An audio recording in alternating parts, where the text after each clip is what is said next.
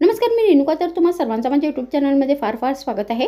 तर रोज सकाळी तुम्हाला अगर 30 नाश्त्यामध्ये भाजी भाकरी खाऊन कंटाळा आला असेल तर आज मी तुमच्यासाठी बेसन आणि पोह्यापासून बनवलेली एक फारच रुचकर अशी कमी तेलाची नाश्त्याची रेसिपी घेऊन आलेली आहे, जी तुम्ही एकदा नक्की करून बघा, तुम्हाला फार आवडेल.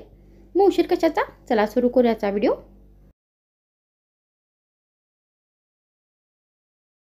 मग ही रेसिपी बनवण्यासाठी सर्वात आधी आपल्याला याचे बॅटर बनवायचे आहे. तर त्याच्यासाठी आपल्याला एक मिक्सरचं भांडं घ्यायचं आहे आणि यामध्ये 1 कप पोहे घालायचे आहेत. त्यानंतर आपल्याला याच्यामध्ये 1 कप बेसन घालायचं आहे. तर तुम्ही इथे बेसनाच्या ऐवजी बारीक रव्याचा पण वापर करू शकता. त्यानंतर याच्यामध्ये आपल्याला 1 कप पाणी घालायचं आहे आणि या दोन्ही साहित्याची एकदम बारीक पेस्ट बनवून घ्यायची आहे. तर तुम्ही इथे बेसनाच्या जागी तांदळाच्या पिठाचा पण वापर करू शकता. तर मी इथे आता दोन्ही साहित्याची एकदम बारीक पेस्ट करून घेतलेली आहे. त्यानंतर आता आपल्याला ही पेस्ट एका बाउलमध्ये काढायची आहे.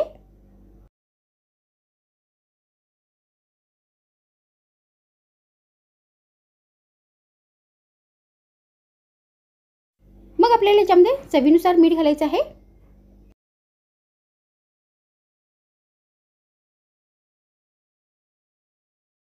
त्यानंतर यामध्ये अर्धा चमचा खाण्याचा सोडा घालायचा आहे.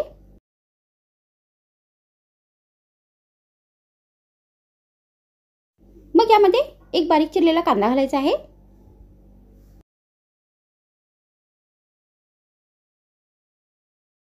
त्यानंतर याच्यामध्ये चवीनुसार बारीक चिरलेली हिरवी मिरची घालायची आहे.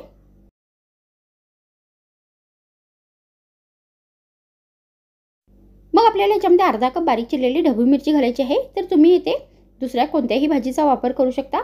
त्यानंतर आपल्याला याच्यामध्ये अर्धा कप बारीक चिरलेली कोथिंबीर घालायची आहे.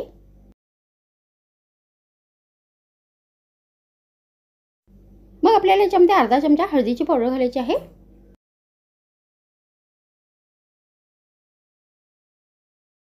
आणि आता हे सगळे साहित्य चमच्याने व्यवस्थित मिक्स करून घ्यायचे आहे.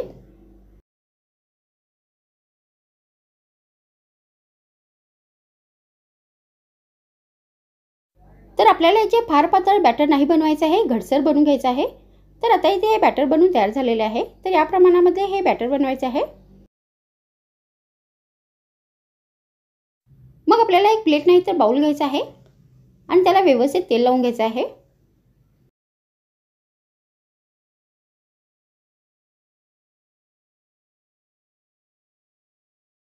तर मी इथे प्लेटचा वापर केलेला आहे. तर तुम्ही इथे बाउल पण घेऊ शकता. तर आता मी इथे व्यवस्थित तेल लावून घेतलेलं आहे. त्यानंतर आपल्याला हे बॅटर पूर्ण या प्लेटमध्ये ओतायचं आहे.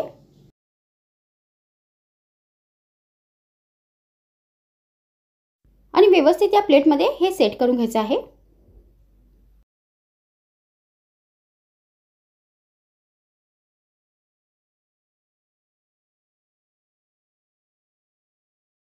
मग त्यानंतर आता आपल्याला हे बॅटर स्टीम करायचं आहे. तर त्याच्यासाठी मी गॅसवर भांडे ठेवले आहे. तर आता हे बॅटर आपल्याला 10 मिनिटांपर्यंत स्टीम करून घ्यायचं आहे.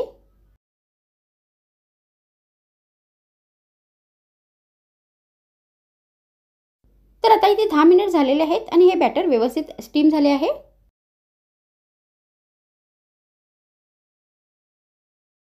व्यवस्थित आतपर्यंत शिजले आहे.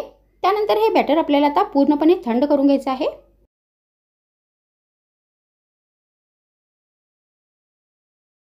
तर हे बॅटर आता व्यवस्थित थंड झालेले आहे. त्यानंतर आता आपल्याला याचे पीसेस करायचे आहेत.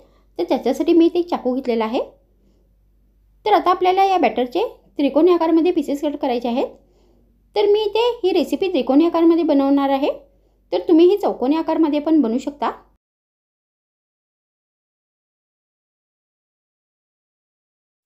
तर अशा पद्धतीने ही रेसिपी आपल्याला साइडनी चाकूनी काढून घ्यायची आहे. आणि असे हे त्रिकोणी आकारामध्ये पीसेस कट करून घ्यायचे आहेत. त्यानंतर आता आपल्याला ही रेसिपी फ्राय करायची आहे.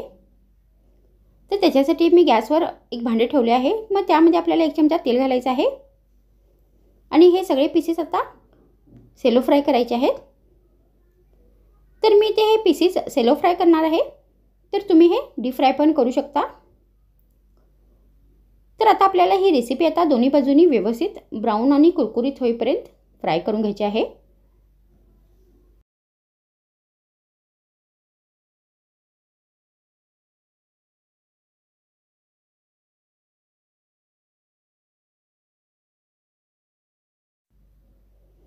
तर आता इथे हे पीसेस व्यवस्थित फ्राय झालेले आहेत, दोन्ही बाजूनी व्यवस्थित तळले आहेत.